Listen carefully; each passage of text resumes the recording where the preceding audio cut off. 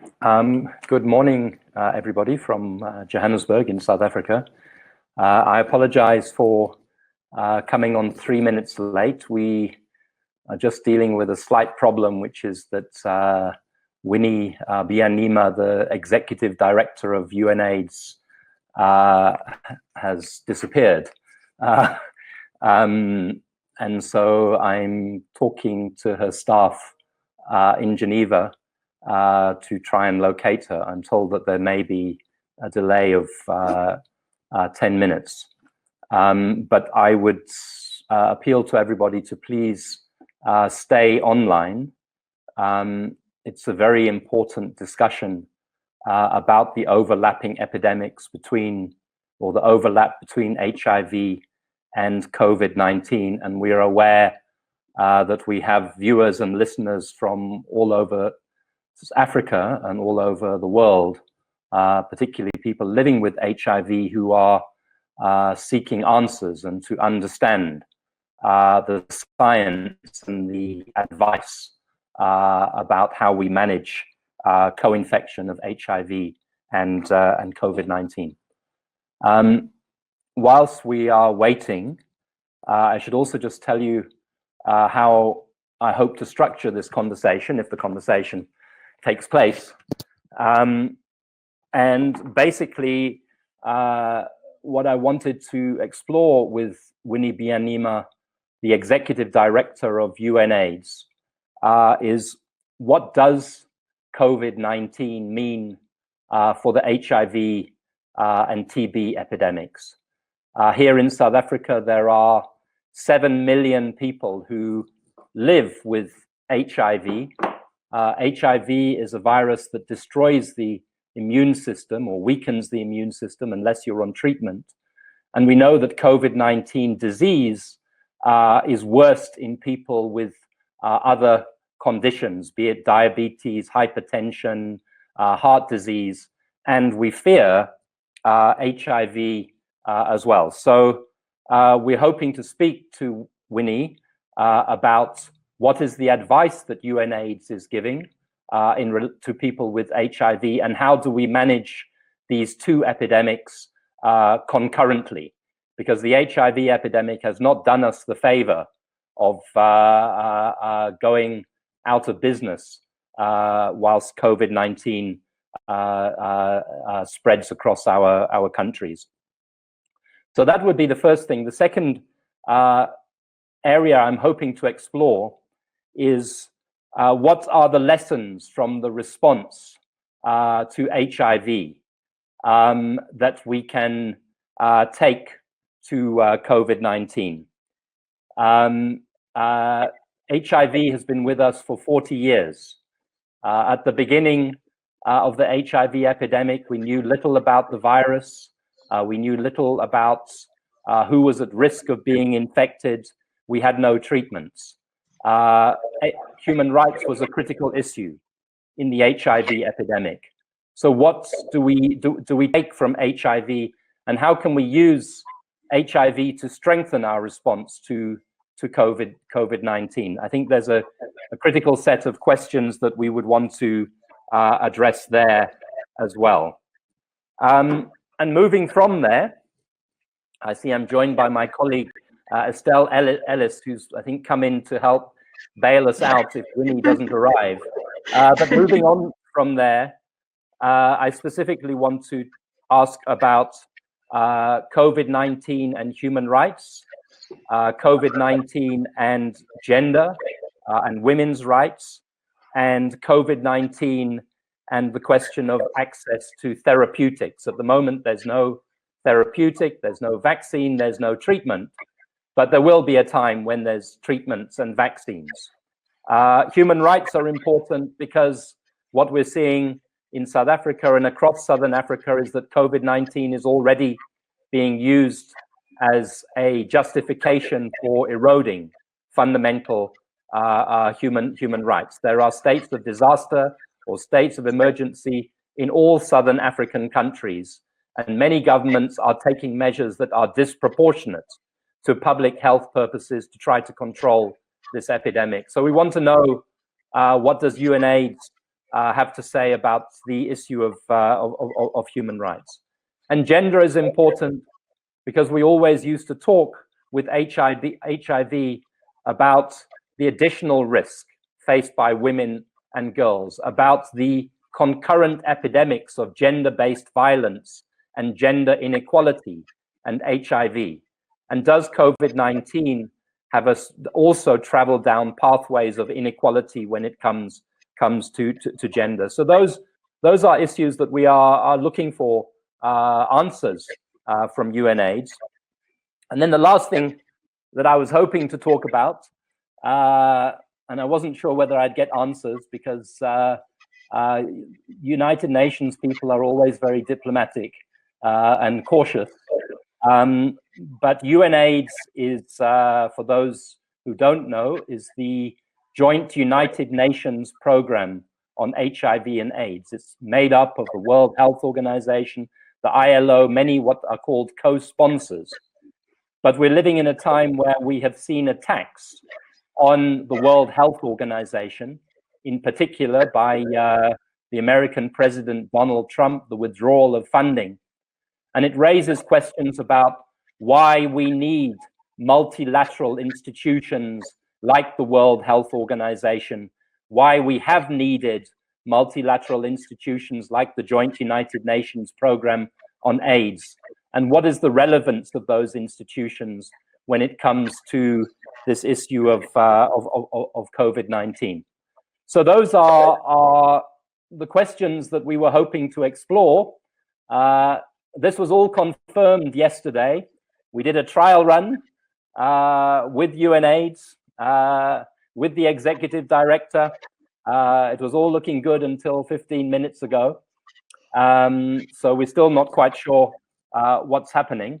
And let me also just say, to cut short the introductions, if and when Winnie comes online in the next few minutes, just a little bit about Winnie Byanyima. We're very, very privileged to have had her with us, hopefully still have her with us. She is the current executive director of the Joint United Nations Program on AIDS. She's held that position since November. The first time the position has been held by an African woman. Before that, she was the executive director of Oxfam International for 5 years. So she's had a strong grounding in civil society and in activism, and understands issues around inequality. Before that, she worked for the United Nations Development Program. And what I didn't realize until I had to go into her biography this morning was that before that, she was Uganda's first female graduate in aeronautical engineering, and then mechanical engineering, was a member of parliament, was part of the drafting of the constitution. So we couldn't have a better person, and a person with more diverse experiences for talking about COVID-19 than Winnie Byanyima. But unfortunately, she is not here. So Estelle, so you've come online, my colleague Estelle Ellis. Is there anything you can suggest to help me here while I quickly check my messages and see if there's any news? But it doesn't appear to be any news. Yes, I think maybe you're also in a very good position to talk about this. But I think one of the things that I've written about, and I think we've spoken about it, is how communities can take the lessons that they've learned from HIV and apply it to the current situation.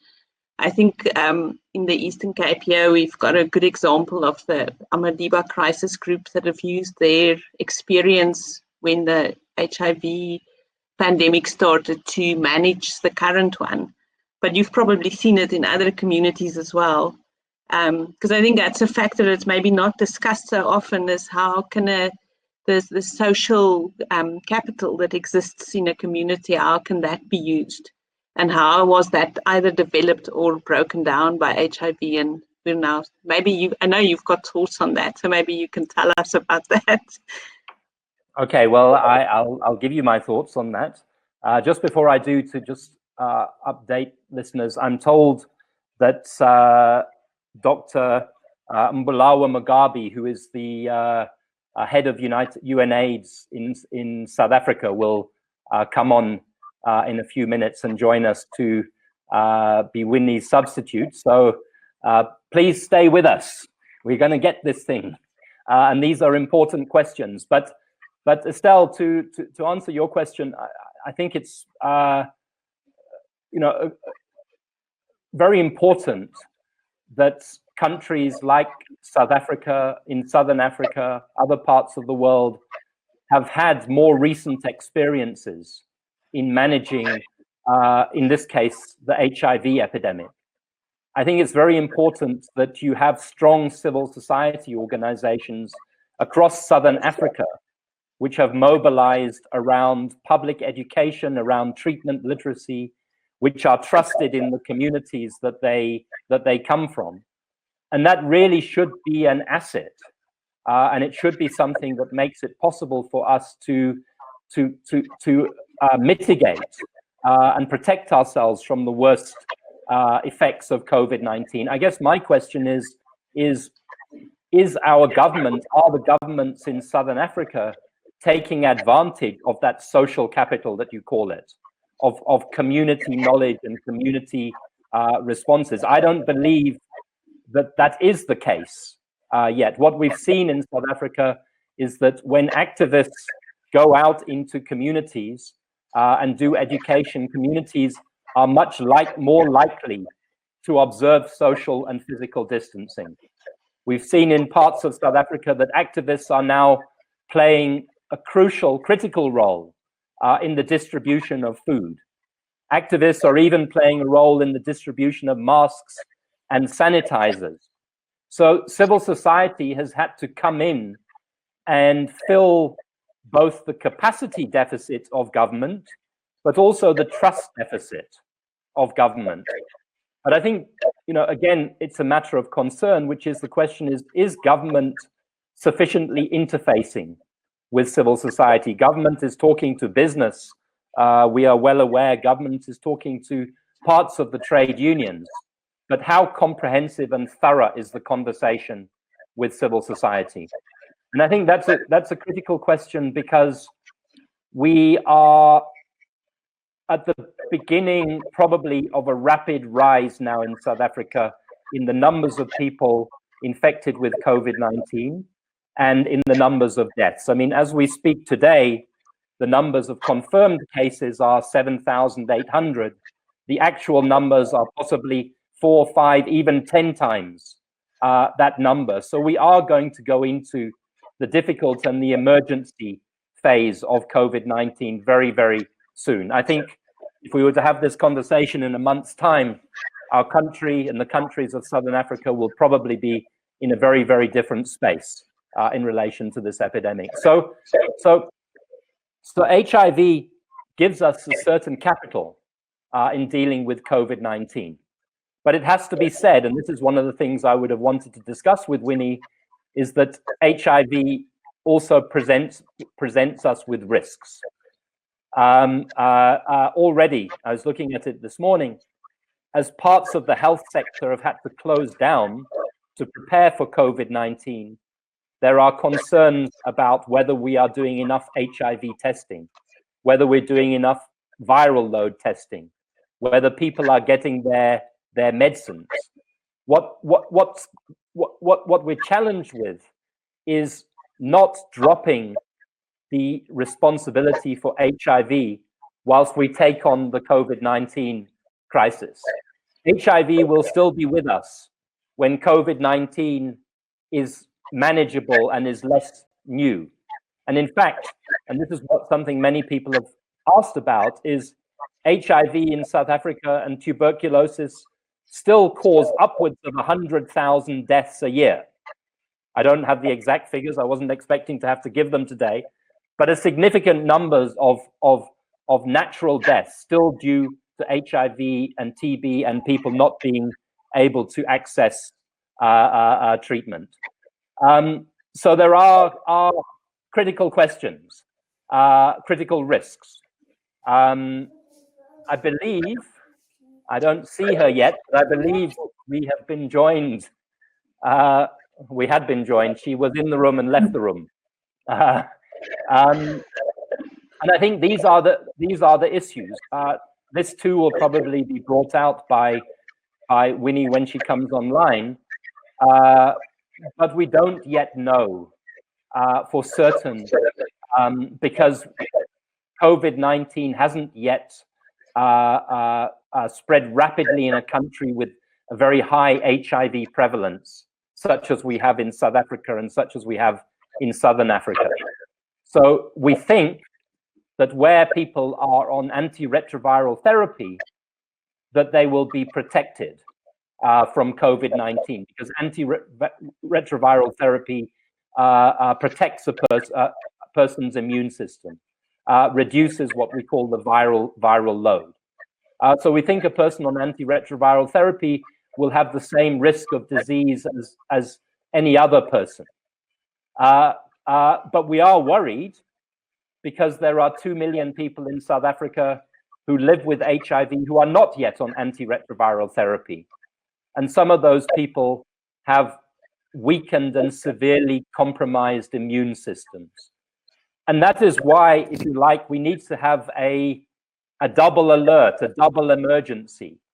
There needs to be a mobilization around HIV and of people living with HIV to test, to get onto antiretroviral treatment. And in that way, COVID-19 actually could do us a favor, because it could play a role in strengthening our HIV response at this critical time because of the protective effects that we're seeking from COVID-19. And the last thing that I would say in answer to your question about how we draw on the capital of HIV is that if you take a country like South Africa, the infrastructure that we had to build, the health infrastructure that we had to build to manage HIV and TB can be repurposed or can be deployed for COVID-19. The most obvious is the testing infrastructure.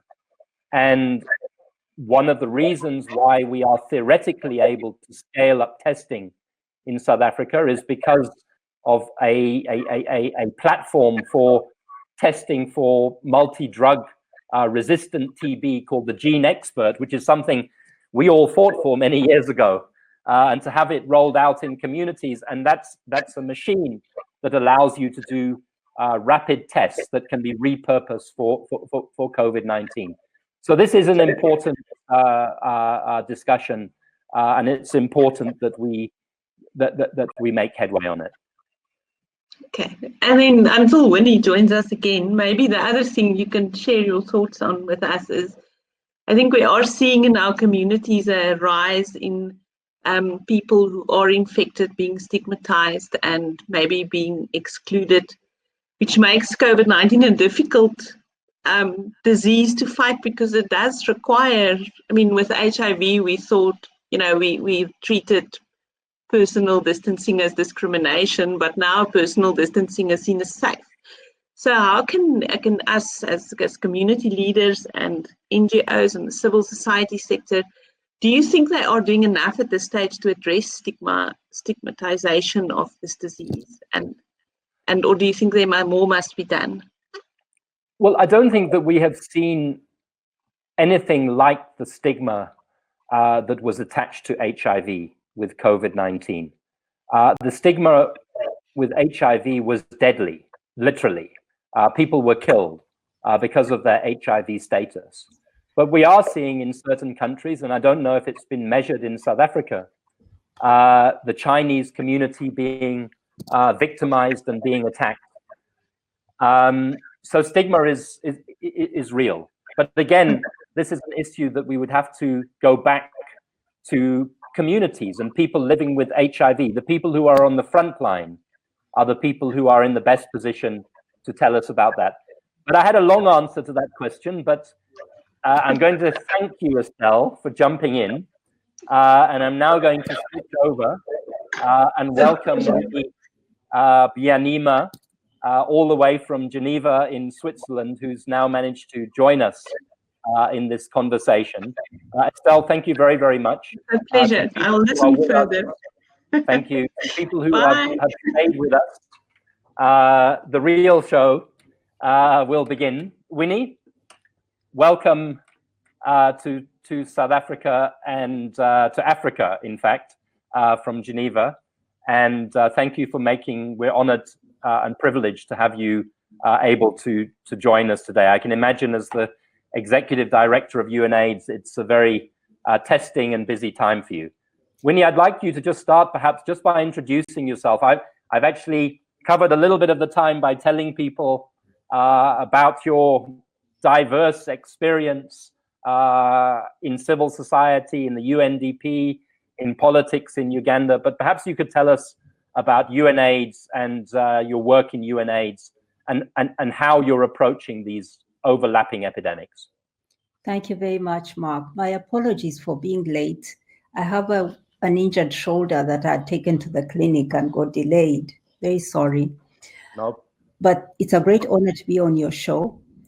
And in South Africa. South Africa is a very, very important country in the region of Africa and globally, particularly in our area of work of HIV/AIDS, because South Africa is not only the country with the highest burden of HIV/AIDS, but it's also a country that is doing amazing things to fight HIV/AIDS. And there's so much to learn from South Africa, both on AIDS and now on coronavirus.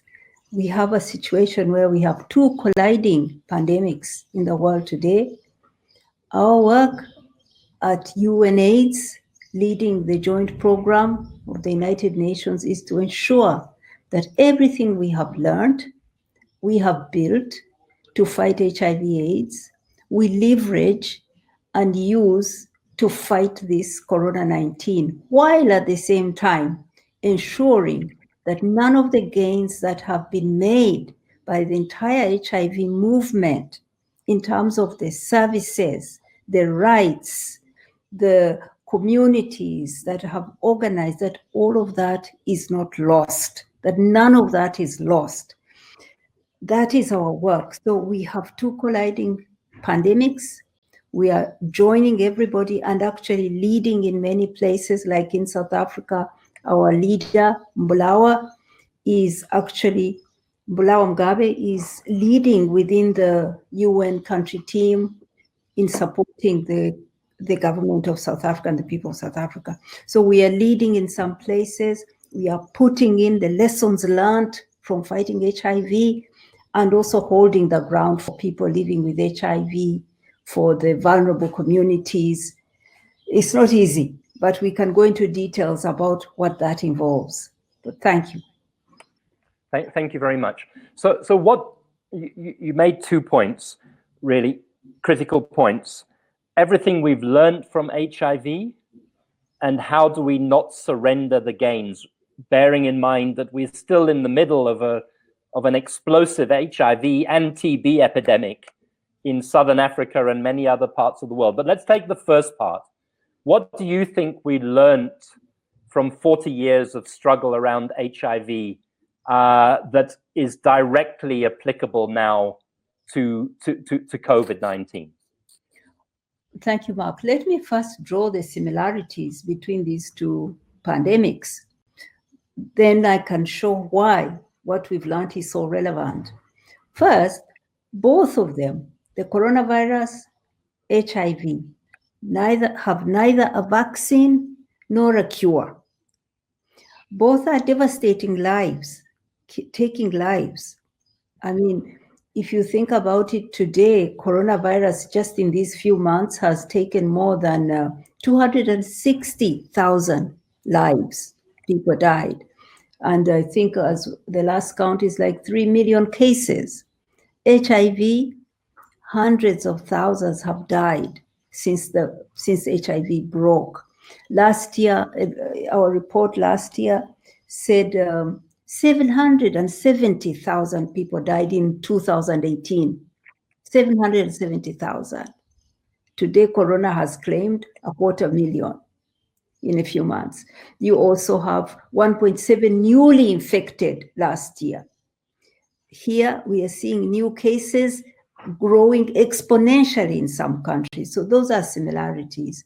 Lack of treatment, the misinformation in the public, the fact that people have so many myths and stories and what is a need to bring the science and help people understand what the virus is, how it moves, how to protect yourself. So the need for this mass education, like we had with HIV.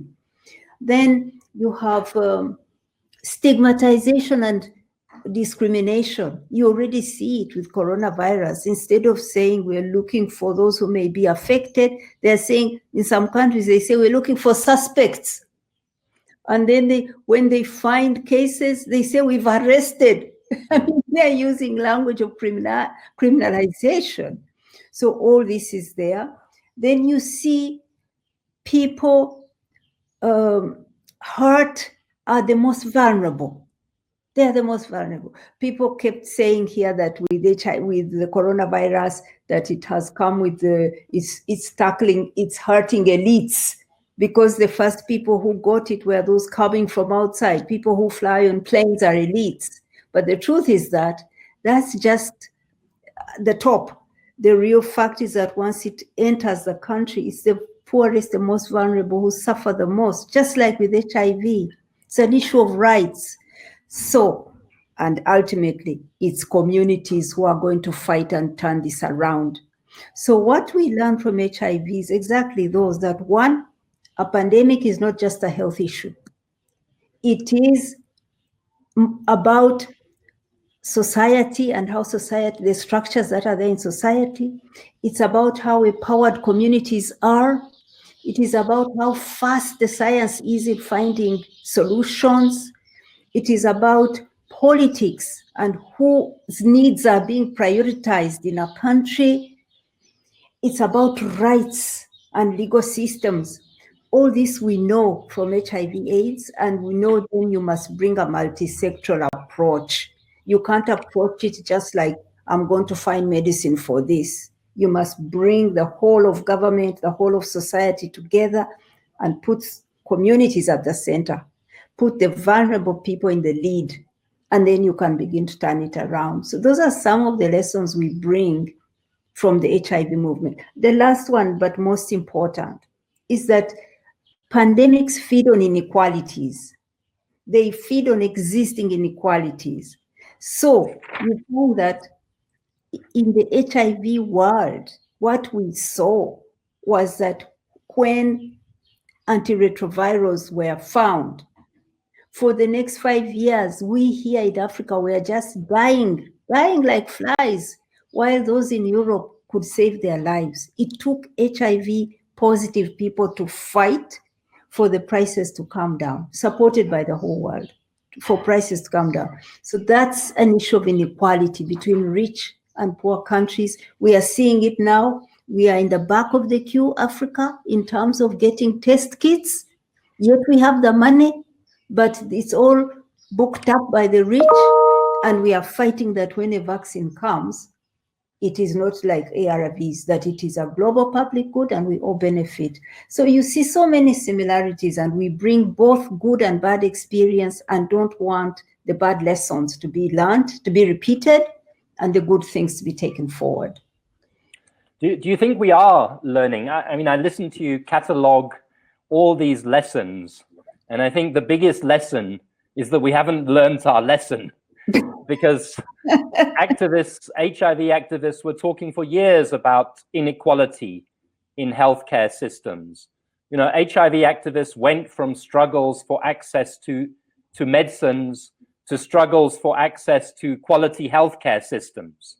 But the healthcare systems didn't improve. And it seems as if COVID-19 has come along like an ink to highlight every inequality once again. And I guess that the nice thing to hear is that people are talking about inequality, but I guess what you worry about is that when the threat is over, then inequality will become acceptable again.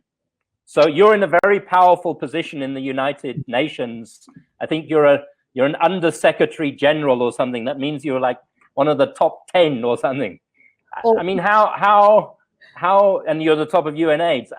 How do we make sure that this most important lesson, because every aspect of COVID-19 and HIV has an inequality dimension to it. How are we going to use this virus and disease to stop that? How are you going to do it at the United Nations? You're right to say that we are an important part of the United Nations, UNAIDS, because we are the first ever program to be created to fight a pandemic, and we bring an experience. Our struggle now is, like I said earlier, to get the lessons to be learned quickly. Some are being learned, but not fast enough. Let me tell you some of the things that we are trying to do, and we are trying to do them with others, because that's also a lesson of HIV, that HIV/AIDS is an issue of justice, and that you have to mobilize those who are on the short end, who are receiving the injustice, to demand, and that it can't be solved simply by appealing to those who are not suffering from it. So we're trying to work with civil society.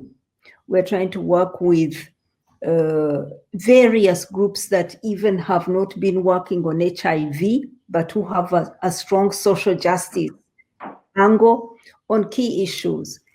In the African context, for example, we want to monitor, because most of the commodities, whether for prevention, whether for treatment, we are talking about condoms or lubricants, or talking about ARVs, talking of the treatment for TB, a lot of what we use is imported. Our production capacity is small, a little bit in South Africa. So we're trying to watch these supply chains to see that they are not disrupted by turning away to make more profitable products for coronavirus. You know, today you may find that a mask costs 10 times more than a condom.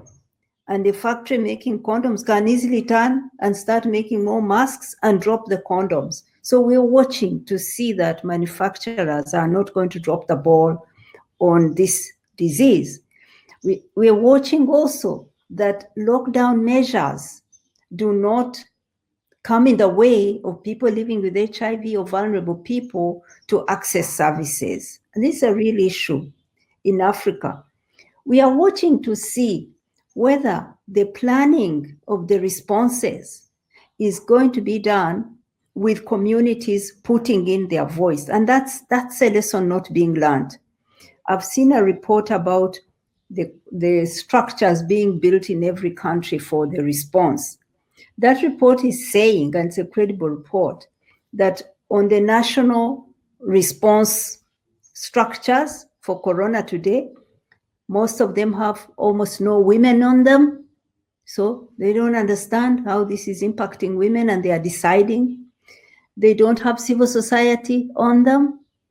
Communities don't seem to be consulted.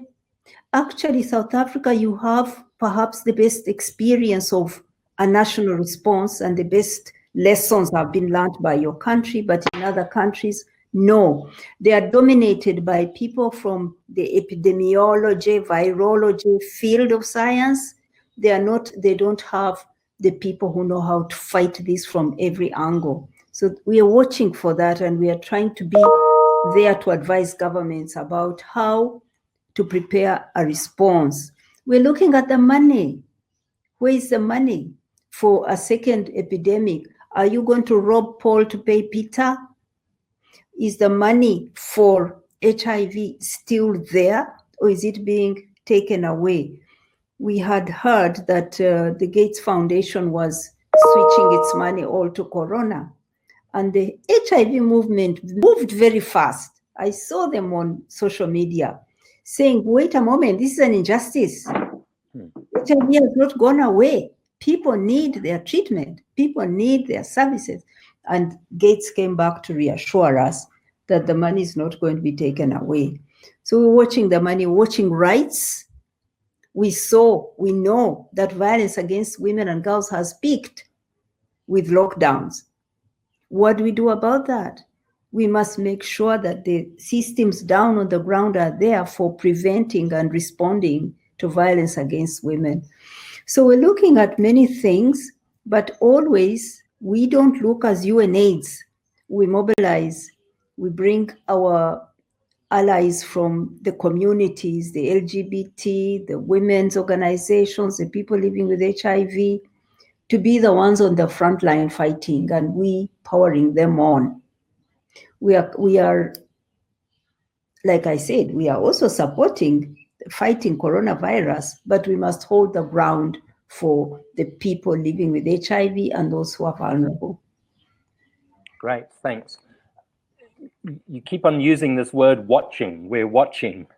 And it's very reassuring, the issues that you flagged, because I think, in the communities, people are, all the issues that you mentioned, there are declines in HIV testing. I've seen on the chat people talking about condom shortages. We know that violence against women has increased in certain areas. We know that there is attacks on civil and political rights in Zimbabwe, in Mozambique, in Zambia, in Malawi. All of this is going on. You say watching. I'd like to know, what power do you have at UNAIDS to do more than watch? Because you watch, you see, but we still get beaten up. What can we expect from the United Nations system to assist us at this moment? You're right, Mark. You are on the front lines, and we're not. And I'm very, very conscious of that. Our role is there, but it is limited. We engage government. We are able to gather the evidence. When I say what, I mean use all the tools we have and the networks to monitor and bring facts to the table about what's happening. Whether it is attacks, human rights violations, we have the capacity to engage the government and show them the damage they are doing to lives, and to ask them to honor their agreements in international instruments. So we can use our capacity to convene, to leverage, to advise, to push governments to do the right things. We can also mobilize. We can make a platform there and give voice, amplify the voice of people living with HIV, people who are vulnerable. Like in my country, Uganda, gay men have been arrested and taken to jail, and they're still there. And it isn't even clear that they violated any of the lockdown measures. It seems to be the usual homophobia and using the criminal law to punish them. So we are in that struggle, helping them to get a lawyer, helping to write. I've written to the president. I'm trying to speak to him. These are things we can do because of this flag we carry of the United Nations. On the money side, we are able to engage. I've been engaging with the World Bank about the window they have opened for money for coronavirus. And I'm saying to them, you can't do business the way you've always done it. Sit with government Ministry of Finance officials and seal a deal. This money will go over the heads of communities and nothing will be achieved. Let us structure the way to shape the project differently and have communities have a say. My team is working on that. So our role is very much one of convening, persuading, advising, torching and shaming. We can name and shame, and I don't hesitate to do that. And so that is how we support. Ultimately, you're in South Africa. Who liberated South Africans from the tyranny of apartheid? It is you South Africans supported by others. We can support, but ultimately it's people themselves who lead and get what is their right. Thank you. I want to shift a little bit now just to some of the scientific understanding around the interaction between COVID-19 and HIV. Could you just summarize, what the current understanding, or what UNAIDS understands about whether COVID-19 presents an additional threat to a person living with HIV or TB, and how we mitigate that threat? Practically, what are the steps you are saying that a person living with HIV should take, or a government should take, to protect a person living with HIV from the possible greater danger? As you know, in South Africa, we've got 7 million people live with HIV. 5 million are on treatment, but 2 million people are not on treatment. In Southern Africa, the numbers are very high, and the numbers of people who are not on treatment are still significant in a number of countries. So will you just summarize the science so we can have some takeaway on that as well? There is a lot of research going on. We don't have all the facts that we need. This is a new virus, and it is just beginning to penetrate countries with high burden of diseases, and more research needs to happen to know whether, if you are living with HIV/AIDS, you are necessarily more vulnerable to coronavirus. There is no strong evidence of that at the moment. However, what is known is that if you already have certain types of infections, particularly of the chest, that if you have also other diseases such as diabetes, that these can make you more vulnerable. So from that, one can extrapolate and say that if you have HIV/AIDS, you are not on treatment, your viral load has gone down, you are getting opportunistic infections such as TB, you should count yourself, you should protect yourself much more. You should consider that you could be more vulnerable than anybody else. So my advice to people living with HIV, particularly those who have not yet gotten on treatment, is to get on treatment as soon as possible and to take care to protect themselves because they could be more vulnerable. Also, if you have never tested, but you suspect that you could be infected, this is the time to test. Know yourself and get on treatment. That is the advice I give, because the science hasn't yet given us the full facts of this relationship of HIV and the coronavirus. But while the science isn't there, other things help us to see that certain conditions that we might have because of HIV could lead to higher vulnerability. So that is what I can say about the science. The other thing is that there are also some things that could be positive. Yesterday, I was speaking with my colleagues at UNAIDS, and I learned that, for example, the technology that has been used to test for HIV, they've been working on it to use it to test for cervical cancer. And now, with the technology being used to test for coronavirus, it is closer to being a cheap test and therefore a mass test that can be used for cervical cancer. So this could turn into a benefit for fighting cervical cancer, which is very common among women who have HIV, who are HIV positive. So some of the science for coronavirus may turn out to be helpful for people living with HIV and the kinds of infections they might get. So there are some positives too. Thank you very much. So just to summarize, your key messages is, if you don't know your HIV status, you should know your HIV status. Mm-hmm. So test is critical. Yeah. At this moment in time, and governments should continue to be advocating for HIV testing.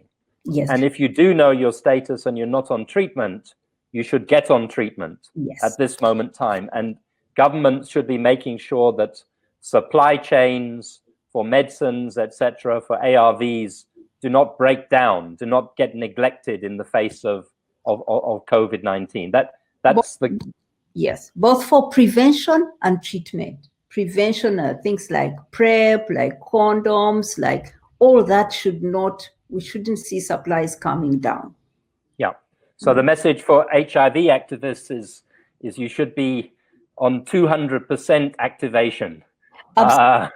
If you see that place where the young men go get their condoms are depleted, make the noise. Make the noise, because they are going to be more vulnerable.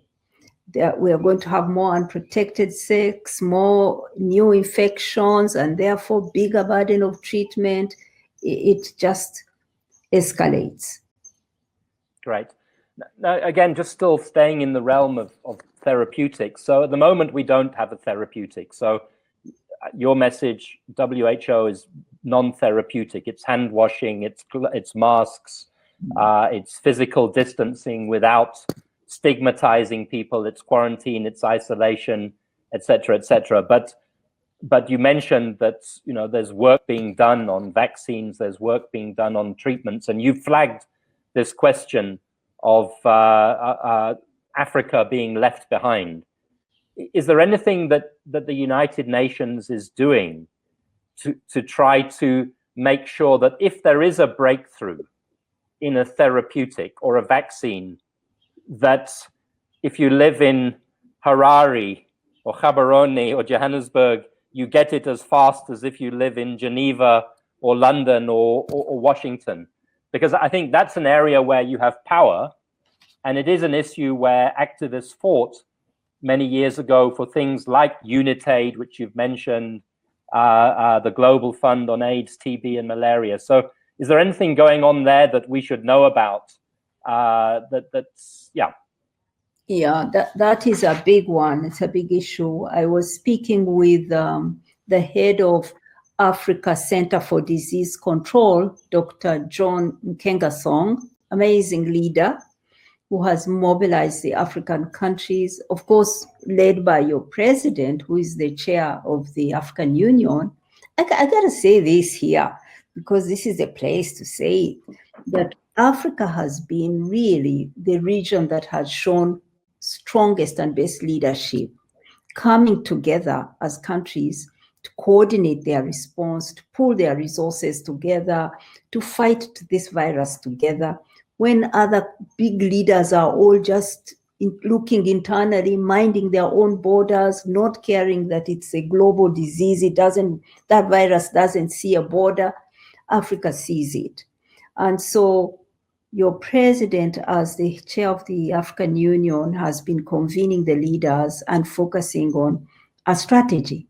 The strategy Africa has put out is what the world is also trying, is to test aggressively, test and know how the virus is moving so that you can prevent.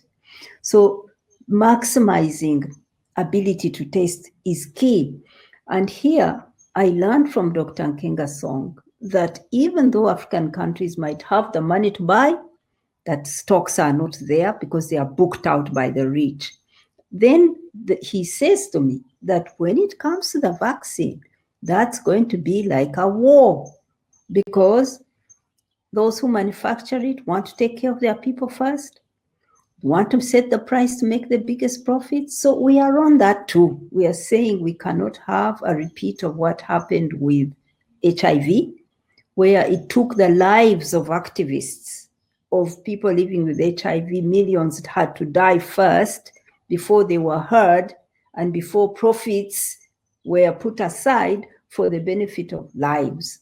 So we are working in a coalition, and I'm inviting more. You know how to fight more than anybody else.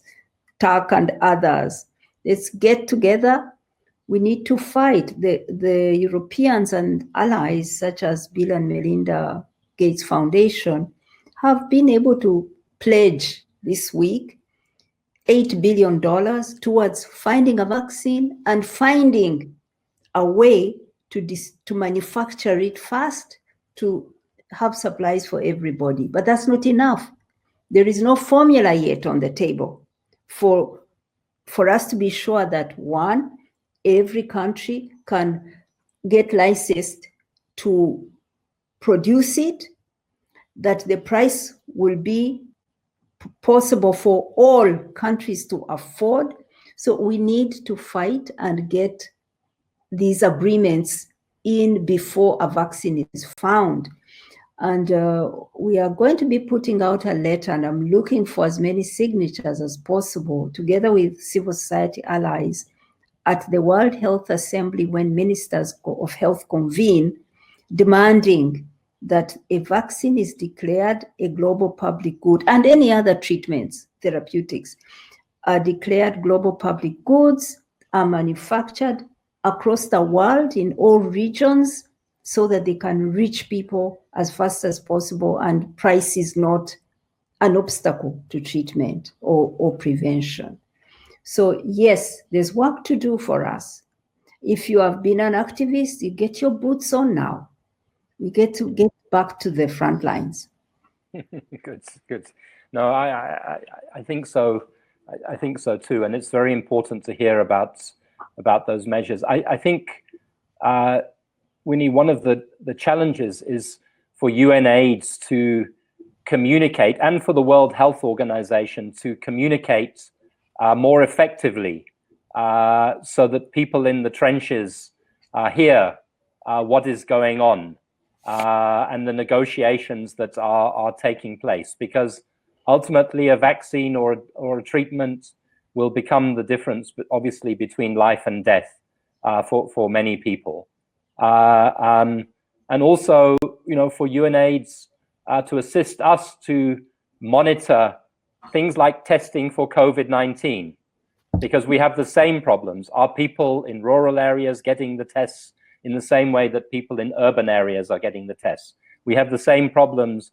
Are people getting the same information in urban areas and rural areas? So once again, many of the same challenges.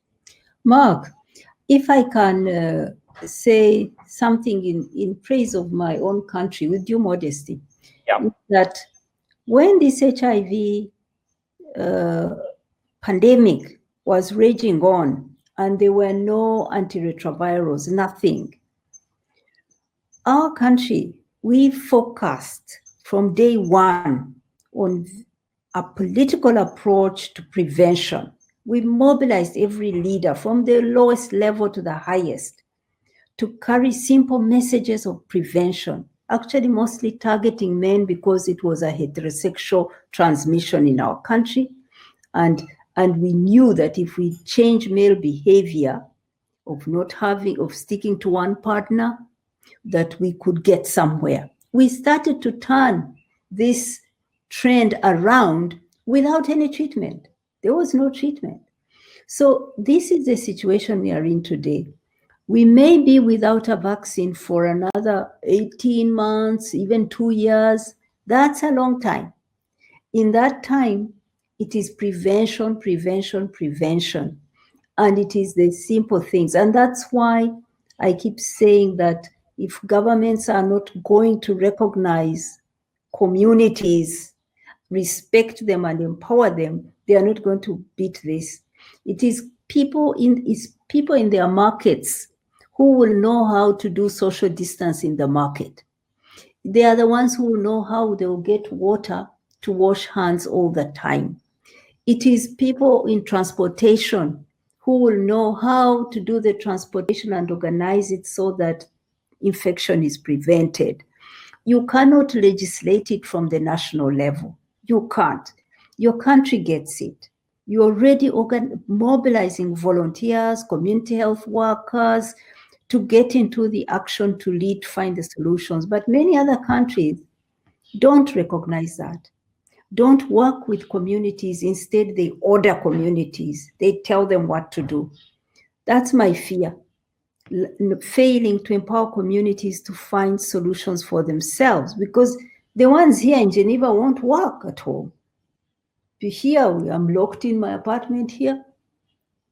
I am one door away from my son, and I have water running the whole day long. It's not the case at home. Yeah. So communities, and that's another lesson, communities are crucial And to the response to COVID-19. And we all have to ask ourselves, and there's still 400 people on this call, are communities being involved sufficiently in the response? And I have to say that the answer to that in many countries is no at this moment in time.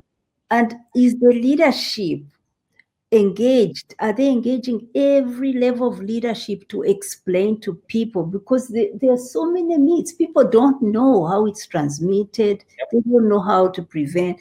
You need to get all leaders, whether you're a health leader or a business leader, or to communicate how to prevent. Yeah. So again, another lesson which communities can teach government, because what governments often do is they bring in expensive consultants to do the media messaging. And the consultants don't understand the language of the communities, whereas the communities have developed simple ways, not patronizing ways of explaining science, what we call treatment literacy in the HIV epidemic. And we need COVID-19, we need virus literacy, we need prevention literacy, and I hope that UNAIDS will help us to convey that to governments. Winnie, we're almost out of time. We're coming up to 1 o'clock, and I know you're a busy person. There's two things I want to touch very briefly, because I know they matter to you. You touched very briefly on women and HIV, women and COVID-19. Is there a particular message you would have around women's vulnerability to COVID-19, the impact of COVID-19 on women, that we should be working with and we should be taking into account? The women issue just makes my blood boil. I get so crazy. Because, I mean, almost every problem, they will come out worse than others. And it's the case now. Whether in terms, people keep telling us that, oh, but now this disease seems to be hitting more men than women. Fine, that might be the case. But the fact is that who's bearing the brunt of care? Hey, that's one. The care burden in the household, to be able to feed your children when you have to earn every day and now you can't go to earn, to find water. And on average, an African woman walks 6 kilometers daily to fetch water. On average, you are lucky if you're in the city and the water is near, but you also may be buying it out of your income. Now, how do you slice your income to buy the water you need to wash hands all the time and have money for food, and your income has been cut off? That's a woman's problem. Then, as if that is not enough, the burden of care and the extra responsibilities placing the burdens on women, they are vulnerable in the household. Suddenly, when everybody has to stay at home, home has never been safe for all women. It's now peaking. We're seeing girls and women facing more violence, sexual violence, because people are locked at home. So you really see women's strength, their resilience is needed to fight the disease. At the same time, they are attacked. So we have to put them at the center. We have to let these resources flow to them to solve the problems. I am calling on our governments, put women at the center of the response, not because they are victims, not because they are more vulnerable, they are though, but because they bring strengths, they bring resilience, and they are the carers. I'm also hurt about the frontline workers, the community health workers, who are mostly women, the nurses, who are mostly women, and what they are facing in situations of poverty, our hospitals that lack facilities. You know, in many countries, when you are a patient, they tell you to bring money for gloves. Can you imagine? Those are the user fees. Bring money to pay for gloves. Bring money for protecting the health workers. Now, it's time for governments to protect our health workers. And community health workers are also health workers. They must not be forgotten. To give them the personal protection equipment they need, prioritize it. Not to make it come last just because they are women with no voice.